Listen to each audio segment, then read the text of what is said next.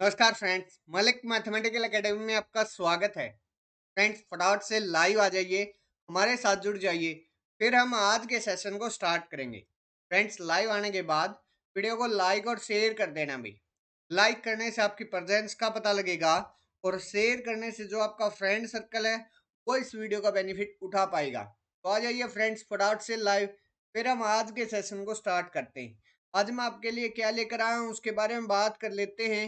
भाई, आज हमें डिस्कस करेंगे लास्ट 30 डेज के अंदर जो हमारी एग्जाम स्ट्रेटजी होनी चाहिए उसके बारे में आज हमें डिस्कस करेंगे भाई।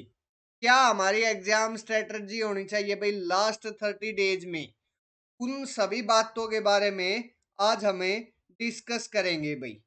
क्लियर है? तो ये हमारा आज का डिस्कशन का टॉपिक है भाई। चलिए, स्टार्ट करने से पहले मैं मेरे बारे में छोटा सा इंट्रोडक्शन दे देता हूँ भाई, फिर हम अपनी क्लास को स्टार्ट करेंगे। फ्रेंड्स, मेरा नाम अमित मलिक है और जो आप मेरी क्लास देख रहे हो वो मलिक मैथमेटिकल एकेडमी के ऑफिशियल यूट्यूब चैनल पर आप मेरी क्लास देख रहे हो। फ्रेंड्स, मुझे 3 साल का टीचिंग एक्सपीरियंस है इन हायर मैथमेटिक्स और यहाँ मैं आपकी हेल्प करता हूँ मैथमेटिक्स को सीखने में और कंसेप्ट बिल्डअप करने में। ये मेरे बारे में छोटा सा इंट्रोडक्शन हो गया अभी। अब आगे बढ़ते हैं और बात कर लेते हैं भाई आज की स्ट्रेटजी के बारे में। मेनली हम 5 बातों पर फोकस करेंगे भाई। पांचों की 5 बातें ये रही भाई आप सबके सामने। सबसे पहले वन बाय वन बात करेंगे भाई हम। अगर मैं बात करूं, सबसे पहली जो इम्पोर्टेंट चीज है वो है भाई कंसिस्टेंसी आपके लिए। क्या है वो? सबसे जो फर्स्ट थिंग है वो आती है भाई आप लोगों की कंसिस्टेंसी। इसके अंदर क्या है भाई? इस पर अगर मैं बात करूं तो काफी स्टूडेंट्स मैंने देखा है किस तरीके से काम करते हैं। पहले मैं उसके बारे में बात करूंगा और फिर हम बात करेंगे कि क्या करना चाहिए उन स्टूडेंट्स को। तो मेनली जो मैंने स्टूडेंट्स देखे हैं वो क्या करते हैं, फर्स्ट डे उन्होंने 8 आवर स्टडी की। सेकंड डे उन्होंने क्या किया भाई? First day 8 hours, second day 6 hours, but third day वो क्या करते हैं? वो बिल्कुल भी स्टडी ही नहीं करते। फोर्थ डे अगर मैं बात करूं तो फिर से 1 या 2 आवर्स से मैं मान लेता हूं 2 आवर्स स्टडी करते हैं। इस तरीके से मीन्स उनकी जो स्टडी है उसके अंदर कंसिस्टेंसी नहीं है। अगर किसी भी काम को करने के लिए आपकी कंसिस्टेंसी नहीं होगी तो भाई आप उस काम में कभी भी सफल नहीं हो सकते।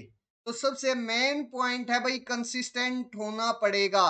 और लास्ट 30 डेज की बारे में अगर मैं बात करूं तो उसके अंदर तो आपको और ज्यादा कंसिस्टेंट रहना पड़ेगा और कम से कम 8 से 10 आवर आपको अपनी स्टडी को देने पड़ेंगे ही पड़ेंगे। ठीक है? तो ये भाई जो स्टूडेंट्स अब भी अगर कंसिस्टेंट नहीं है तो वो भूल जाइए भाई, उनका जो एग्जाम है वो क्रैक हो सकता है। क्योंकि सबसे मेन चीज है एग्जाम अपनी सफलता पाने के लिए कंसिस्टेंसी। उस चीज को बार बार और कंसिस्टेंट करते रहना पड़ेगा आप लोगों को, तब जाकर आप लोग सफल हो पाओगे भाई। सबसे पहला मेन पॉइंट है भाई कंसिस्टेंसी काफी स्टूडेंट्स की नहीं होती। लेकिन अब लास्ट 30 डेज के अंदर ये चीज तो आपको अपने अंदर लेकर आनी पड़ेगी भाई। अब खुद को क्या करना पड़ेगा, एक मीन्स सेल्फ डिसिप्लिन के अंदर काम करना पड़ेगा भाई। सेकंड थिंग में आता है भाई टाइम टेबल। भाई टाइम टेबल के अंदर क्या है? टाइम टेबल के अंदर होता है भाई हमें अलग अलग चीजों का अलग अलग टाइम टेबल रखने की जरूरत है। जैसे रिवीजन, रिवीजन का जो टाइम है वो अलग से रखें अपना, फर्स्ट थिंग। सेकंड, अगर आप लोग अब भी कोई नया टॉपिक करना चाहते हो, न्यू टॉपिक करना चाहते हो तो उसके लिए अलग से टाइम रखें, उसका अलग से टाइम बनाएं, टाइम टेबल बनाएं अपना। थर्ड, उसके अंदर क्या रख सकते हो भाई आप? टेस्ट सीरीज रख सकते हो थर्ड में। ठीक है, ये कुछ चीजें हैं जिसमें टाइम टेबल आपका होना चाहिए भाई। अलग अलग चीज के लिए अलग अलग टाइम पर आपको काम करना है भाई, और हर चीज का टाइम बाउंड होना चाहिए कि इतने टाइम में मेरे को इतना काम करना ही करना है, तभी आप लास्ट 30 डेज के अंदर अपना मैक्सिमम दे पाओगे भाई। अदरवाइज तो ऐसा नहीं हो पाएगा भाई। और सबसे मेन चीज है भाई, अगर मैं बात करूं थर्ड टॉपिक, टाइम टेबल एक इम्पोर्टेंट रोल अदा करता है भाई। उससे आपकी जो कंसिस्टेंसी है वो भी बनी रहेगी, साथ की साथ आपका जो हर चीज है, मीन्स जैसे रिवीजन है या कोई टॉपिक है, किसी की थ्योरी करना है या टेस्ट सीरीज लगाना है, जो भी आप लोगों को करना है उसमें टाइम टेबल के अकॉर्डिंग अपना काम इजीली हो जाएगा भाई आप लोगों का। तो सेकंड नंबर पर टाइम टेबल एक इंपॉर्टेंट चीज है भाई। अगर मैं बात करूं थर्ड स्टेप के बारे में, थर्ड पॉइंट के बारे में, ये 5 पॉइंट हैं भाई जो लास्ट 30 डेज के अंदर आप लोगों को करने चाहिए। पहला कंसिस्टेंस, दूसरा टाइम टेबल। अब बात करेंगे थर्ड टॉपिक के बारे में, नो अबाउट एग्जाम पैटर्न। जो आपका एग्जाम पैटर्न हाल फिलहाल आ रहा है उसके बारे में आपको अच्छे से डीपली पता होना चाहिए भाई। उसके लिए आप क्या कर सकते हो भाई, previous year question paper, previous year question paper का आप यूज कर सकते हो भाई। ठीक है, और प्रीवियस ईयर जो हाल फिलहाल लास्ट 4 से 5 साल के अंदर आए हैं उन पेपर्स को आप ले सकते हो भाई। ठीक है, एग्जाम अगर देखिए भाई, आपने तैयारी कर ली अच्छे से काम कर लिया, लेकिन आप लोगों को उसका एग्जाम पैटर्न के बारे में नहीं पता चला, एग्जाम पैटर्न आपका है आपको पता ही नहीं क्या होता है, कैसे आता है, किस तरीके से काम होता है, तो आप लोग मार खा जाओगे भाई। आप लोगों को ये लगेगा, मीन्स कुछ टाइम तो एग्जाम पैटर्न को समझने के लिए ही लगेगा, तब तक आपका टाइम 3 आवर्स का हो जाएगा भाई कंप्लीट। तो उससे बेटर है कि आप अभी लास्ट 30 डेज के अंदर एक बार अच्छे से एग्जाम पैटर्न जरूर देख लें भाई। और वो कैसे होगा, लास्ट 4 से 5 साल के पेपर उठाइए और उनको एक बार ध्यान से रीड डाउन कीजिए, कहाँ क्या आता है, कैसे आता है। एग्जाम पैटर्न का मतलब ये है भाई, जैसे आपने अगर मैं मैथमेटिक्स की बात करूं तो सीए मान लीजिए, आपने linear algebra, real analysis, linear algebra के आपने टॉपिक किया है, आपको ये पता होना चाहिए भाई कि लीनियर अलजेब्रा के जो क्वेश्चंस हैं वो पार्ट बी के अंदर कहाँ आते हैं और पार्ट सी के अंदर कहाँ आते हैं, इसके बारे में आपको पता होना चाहिए। अगर आपको यही नहीं पता होगा तो आप टोटल 120 क्वेश्चन है भाई, 120 के 120 क्वेश्चंस में लीनियर अलजेब्रा के को ढूंढने में लगे रहोगे, तो फिर आपका टाइम में चला जाएगा उसमें। तो इसलिए आपको एग्जाम पैटर्न के बारे में जरूर पता होना चाहिए। एग्जाम पैटर्न का मतलब ये है कि किस टॉपिक के जो क्वेश्चंस हैं वो कहाँ से कहाँ तक बनते हैं, और वो पता चलेगा लास्ट 4 से 5 ईयर्स के जब आप क्वेश्चन पेपर उठाओगे, तो वहां से आपको आइडिया आ जाएगा कि जो रियल एनालिसिस के क्वेश्चन कहाँ से कहाँ तक बनते हैं, लीनियर अलजेब्रा के क्वेश्चन कहाँ से कहाँ तक बनते हैं। अगर मैं बात करूं कॉम्प्लेक्स एनालिसिस की तो उसके क्वेश्चन कहाँ से कहाँ तक बनते हैं, और अगर मॉडर्न अलजेब्रा के कहाँ से कहाँ, अप्लाइड के और स्टैटिक्स के कहाँ से कहाँ। ठीक है, ये एक इम्पोर्टेंट चीज है। अदरवाइज भाई आप पूरे एग्जाम के अंदर एक ही चीज ढूंढते रहोगे कि जो आपका क्वेश्चन है, जो आपने टॉपिक किए हैं उसके जो क्वेश्चन है वो कहाँ मिलेंगे। और लेकिन अगर आपको एग्जाम में पैटर्न क्लियर है तो आप आसानी से काम कर सकते हैं। ठीक है, फोर्थ और इम्पोर्टेंट चीज है, फोर्थ और फिफ्थ जो पॉइंट है वो इम्पोर्टेंट पॉइंट है और वेरी वेरी वेरी इंपॉर्टेंट है, वेरी वेरी इंपॉर्टेंट। ये दोनों टॉपिक हैं भाई। फोर्थ क्या है? Short notes and revision. जैसे मैंने टाइम टेबल के अंदर आप लोगों को बताया था कि आप लोगों को रिवीजन का टाइम, अच्छा भाई जो आप थ्योरी कर रहे हो, आगे काम कर रहे हो उसका टाइम, और भाई टेस्ट सीरीज का टाइम, ये आप लोगों को जरूर रखना है भाई अपने टाइम टेबल के अंदर। ठीक है। अब शॉर्ट नोट्स और रिवीजन में क्या आता है?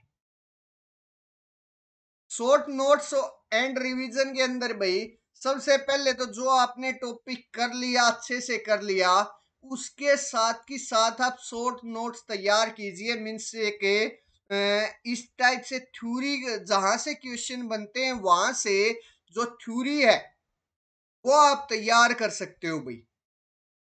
और उसकी बार बार बार बार अगर आप रिवीजन करोगे तो वो जो थ्योरी है वो अच्छे से आपको क्लियर हो जाएगी। और एक बार अगर आपको थ्योरी अच्छे से क्लियर हो गई तो भाई आपका कोई भी रिजल्ट, जैसे मैंने काफी स्टूडेंट्स को सुना भाई, जैसे कोई भी थ्योरिटिकल क्वेश्चन आ जाएगा तो वो सोचने बैठ जाएंगे भाई कि ये था उस, हालांकि उसने, स्टूडेंट ने वो टॉपिक किया हुआ है। मीन्स कोई एक टॉपिक है, पर्टिकुलर टॉपिक है, मान लिया लीनियर अलजेब्रा का कोई भी एक टॉपिक है, और उस पर थ्योरी पर क्वेश्चन आ गया भाई, या फिर मैं ये बोल दूं डायरेक्ट रिजल्ट बेस्ड क्वेश्चन आ गया, रिजल्ट बेस्ड क्वेश्चन आ गया, और उस स्टूडेंट ने भाई अपने यहाँ पर तो लीनियर अलजेब्रा किया हुआ भाई क्लियर, लेकिन उसने उसकी रिवीजन नहीं की, ना ही उसके शॉर्ट नोट्स तैयार किए।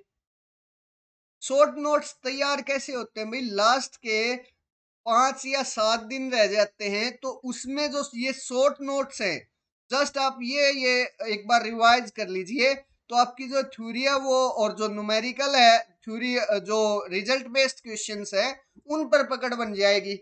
इसलिए ये शॉर्ट नोट्स तैयार करवाए जाते हैं भाई। इसलिए लास्ट के 4 या 5 दिन में आप कंप्लीट सारा टॉपिक नहीं कर सकते, उसके लिए आप शॉर्ट नोट्स तैयार कीजिए और लास्ट 4 या 5 दिन को उनको आप अच्छे से रीड डाउन कीजिए। अगर आप ऐसा करते हो तो अगर आपका कोई भी रिजल्ट बेस्ड क्वेश्चन आता है तो आप उसको कभी भी मिस नहीं करोगे भाई, क्योंकि आपने शॉर्ट नोट्स तैयार किए थे और उनकी अच्छे से आपने क्या की थी भाई, रिवीजन की थी। जितने भी रिजल्ट्स थे उन सब की आपने अच्छे से क्या की थी भाई, रिवीजन की थी, ताकि आपका जो एग्जाम कोई भी रिजल्ट बेस्ड क्वेश्चन आया वो आप कभी भी मिस नहीं कर पाओगे भाई। तो ये है भाई शॉर्ट नोट्स और रिवीजन का कमाल भाई। ठीक है।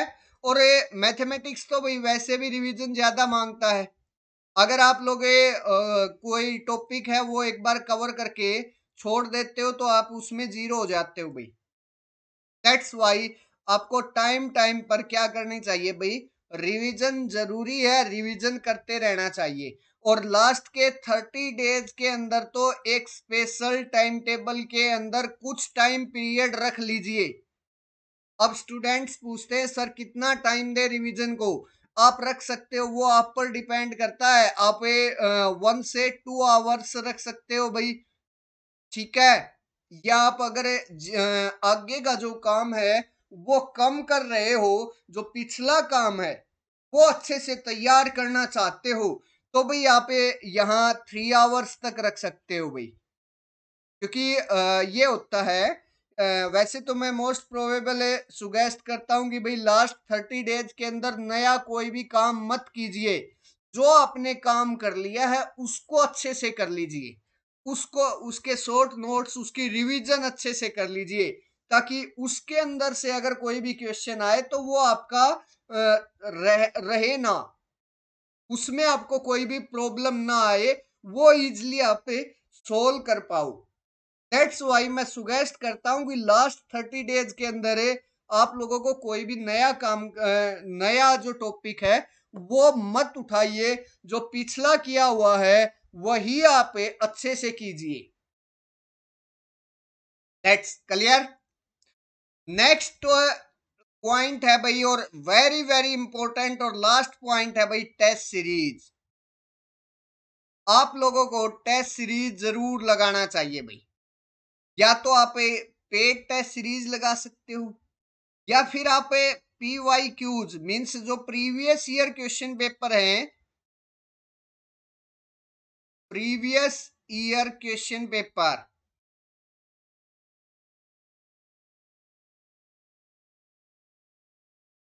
वो सीरीज लगा सकते हो भाई। लेकिन इनका जो प्रीवियस ईयर क्वेश्चन पेपर है उनका एक पर्टिकुलर पैटर्न होता है भाई, उसके अकॉर्डिंग आपको लगाने चाहिए, वो मैं बता दूंगा। लेकिन आप लोगों को मैं ये बोलता हूँ भाई, लास्ट 30 डेज के अंदर आप लोगों को टेस्ट सीरीज जरूर लगाना चाहिए भाई, जरूर से जरूर। इससे होता क्या है वो मैं बता देता हूँ भाई। एक तो आपको टाइम मैनेज करना आएगा भाई। क्या करना आएगा? टाइम मैनेजमेंट आप सीख जाओगे। टाइम मैनेज करना एग्जाम के अंदर 3 आवर्स में आपको कैसे पे एग्जाम क्रैक करना है उसके बारे में आप सीख जाओगे। दूसरा, पहला है टाइम मैनेज। दूसरा है प्रेशर हैंडल करना सीख जाओगे भाई। जो एग्जाम का एक अलग से प्रेशर होता है उसको हैंडल करना सीख जाओगे भाई। तीसरा, एग्जाम को कैसे, एग्जाम पैटर्न का आप को क्लियर हो जाएगा भाई। एग्जाम पैटर्न क्लियर हो जाएगा। चौथा, जो आपने किया है उसके बारे में आपको यह पता चलेगा कि मेरा कितना प्रीपेड है। मीन्स जो कोर्स कर लिया उसमें कॉन्फिडेंस आप बनेगा भाई। कॉन्फिडेंस, सेल्फ कॉन्फिडेंस बढ़ाने के लिए आपको टेस्ट सीरीज लगाना चाहिए। ठीक है, तो ये 4 इंपॉर्टेंट चीजें किसी भी एग्जाम को क्रैक करने के लिए सबसे इंपॉर्टेंट चीजें होती हैं ये चारों। और अगर आप टेस्ट सीरीज लगा रहे हो लास्ट 30 डेज के अंदर तो आपको ये चारों चीजें आपको पता चल रही है। जैसे अगर आप लास्ट 30 डेज 30 के 30 दिन है आप अगर टेस्ट सीरीज लगा रहे हो या previous year question paper solve कर रहे हो, सोल्व करने का तरीका मैं बताऊंगा भाई, उसके लिए 1-2 मिनट वेट कीजिए भाई। अगर आप लोग टेस्ट सीरीज लगा रहे हो लास्ट 30 डेज के अंदर तो आप लोगों को लगेगा कि 30 डेज में आप उसके अकॉर्डिंग डल जाओगे भाई, टेस्ट सीरीज के अकॉर्डिंग। मीन्स आपको वहां जब भी 31st डेज में आपका जो एग्जाम है वो है, तो उस टाइम जब एग्जाम के अंदर जाओगे तो आपको लगेगा कि भाई मैं लास्ट 30 डेज से यही टेस्ट एग्जाम ही तो दे रहा हूँ भाई, इसमें क्या नया है। आपको मीन्स उससे ये होगा कि आपका कॉन्फिडेंस बनेगा। सेकंड थिंग, आप उसका जो प्रेशर है एग्जाम का वो रिलीज कर दोगे भाई। ठीक है, एग्जाम में बैठने के बाद आपको टाइम मैनेज से लास्ट 30 दिन से आपने क्या किया है, टेस्ट सीरीज लगाई है, तो वहां से आपको जो टाइम मैनेजमेंट है वो वही तो सीखा है कि हमें कितना टाइम किस पोर्शन को दे और किसी पर्टिकुलर क्वेश्चन पर हमने कितना टाइम लगाना है, यही तो हमने लास्ट 30 दिन से सीखा है। और मेन चीज है एग्जाम पैटर्न, वो भी तो हमने टेस्ट सीरीज लगाने में एग्जाम पैटर्न भी तो सीखा है कि कैसा कहाँ मेरे क्वेश्चन मिलेंगे, मेरे को किस टॉपिक के कहाँ क्वेश्चन मिलेंगे। क्लियर है? और एग्जाम को क्रैक करने के लिए ये चारों चीजें अगर आप हैंडल कर जाते हो, एक साथ हो जाती हैं, तो आपका जो एग्जाम है वो आसानी से क्रैक हो जाएगा। अब बात करते हैं प्रीवियस ईयर क्वेश्चन पेपर किस तरीके से लगाने चाहिए। भाई मैं बोलता हूं कम से कम पिछले 6 से 7 साल के जो प्रीवियस ईयर क्वेश्चन पेपर है वो जरूर लगाने चाहिए भाई आप लोगों। वहां से कैसे लगाने हैं वो सुनिए भाई। आपको 3 आवर्स का क्या करना है भाई, अपना जो फोन है उसके अंदर रिमाइंडर या फिर स्टॉप वॉच जो होता है वो ऑन कर देना है 3 आवर्स का। क्लियर है? उसके बाद 3 आवर्स में आप part A part B part C उसमें से अपना जो है वो मीन्स टारगेट कीजिए कि मुझे यहाँ 60 क्वेश्चन करने हैं। टोटल कितने करने हैं भाई? 60। आप अगर रिपीटर स्टूडेंट्स है तो यहाँ 70 क्वेश्चन भी ले सकते हो भाई। 70 क्वेश्चन कीजिए, 3 आवर्स का स्टॉप वॉच लगाइए, क्योंकि वो क्वेश्चन आप एक बार कर चुके हो तो आपको और हर क्वेश्चन का आपको ये पता होना चाहिए, हर ऑप्शन का, कि ये जो ऑप्शन है वो एलिमिनेट या फिर प्रूव कैसे हुआ, मीन्स उसके बारे में आप लोगों को ये कंप्लीट पता होना चाहिए भाई। किसी भी ऑप्शन को ये आप करेक्ट या फिर रोंग कर रहे हो तो उसके बारे में उसका जो मीन्स कारण है, रीजन है, वो आपको जरूर पता होना चाहिए भाई। ये तरीका भाई प्रीवियस ईयर क्वेश्चन पेपर को लगाने का। 3 आवर्स के अंदर 70 क्वेश्चन लीजिए। अगर मैं बात करूं तो 20 क्वेश्चन लीजिए भाई, सॉरी 15 क्वेश्चन लीजिए भाई। कहां से? पार्ट ए से। अगर पार्ट बी की बात करूं तो वहां से आपको 25 क्वेश्चन करने हैं, और अगर पार्ट सी की बात करूं तो वहां से आप लोगों को 30 क्वेश्चंस, या आप वहां से 30 क्वेश्चन ले लीजिए भाई। 30 क्वेश्चंस का आप टारगेट रखिए। अगर आप ऐसा करते हो तो आप प्रीवियस आपको और कोई भी जो पेड टेस्ट सीरीज है वो लगाने की भी जरूरत नहीं है। फिर आप सारे के सारे जितने भी आज तक प्रीवियस ईयर क्वेश्चन पेपर हुए हैं जस्ट वो लगा लीजिए। आपको बाकी किसी की भी जरूरत नहीं पड़ेगी इस तरीके से, लेकिन आपको इसको जो मैंने पैटर्न बताया है उस पैटर्न के आधार पर लगाना होगा भाई। क्लियर है? तो ये भाई 5 इंपॉर्टेंट टॉपिक्स हैं, 5 इंपॉर्टेंट पॉइंट्स हैं भाई, जो हर स्टूडेंट को यूज करने चाहिए। हर स्टूडेंट्स को भाई लास्ट 30 डेज के अंदर इन पर काम करना चाहिए भाई। ये 5 इंपॉर्टेंट पॉइंट हैं भाई। इन्हीं 5 पॉइंट्स पर आपकी जो एग्जाम है उसके क्रैक होने की जो मैक्सिमम पॉसिबिलिटीज है वो इंक्रीज हो जाती है भाई। अगर आप लोग इन 5 पॉइंट्स पर अच्छे से काम कर लेते हो लास्ट 30 डेज के अंदर, तो आप लोग आसानी से आपका जो एग्जाम है वो क्रैक कर पाओगे भाई। तो इसी एग्जाम स्ट्रेटजी को बताने के लिए मैं आप सबके सामने आया था भाई। अगर आप लोग चाहो तो मुझे टेलीग्राम चैनल पर फॉलो कर सकते हो। ये मेरा टेलीग्राम चैनल है मलिक मैथमेटिकल एकेडमी के नाम से। मेरी सारी क्लासेस की इंफॉर्मेशन यही आती है भाई। अगर आपको ये मेरा सेशन अच्छा लगा है तो प्लीज वीडियो को लाइक करें, वीडियो को शेयर करें, साथ ही साथ चैनल को भी सब्सक्राइब कर लीजिए और बेल आइकन भी प्रेस कर लीजिए, ताकि मेरी जो न्यू कमिंग वीडियो है उसका भी नोटिफिकेशन आप लोगों को मिल सके। तो फ्रेंड्स इस सेशन में बस इतना ही। मिलते हैं नेक्स्ट सेशन में, तब तक के लिए bye bye friends, thank you, take care.